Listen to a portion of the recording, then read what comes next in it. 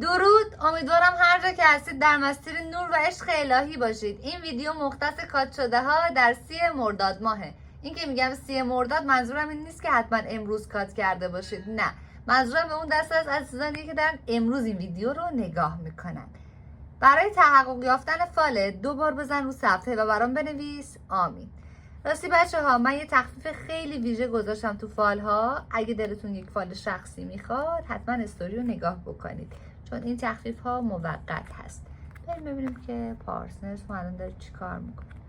عزیزم، با حرفایی که قبل از رفتن به شما زده خیلی دلتو شکونده، خیلی دلت شکسته، خیلی ناراحت و غمگین دارم میبینمت، اما همه اینها موقت هست. این آدم قصدش با تو جدیه.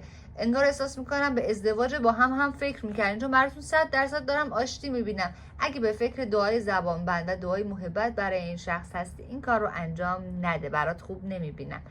و اینکه این دلشکستگی ها، این حال بدی ها موقت هست. این شخص بازگشت داره، تا 3 وعده دیگه برمیگرده به سمتت، همه چیز رو درست میکنه، حتی برات هدیه هم میگیره و دوباره با هم دیگه آشتی میکنه. چون من دارم خانواده شاد میبینم براتون.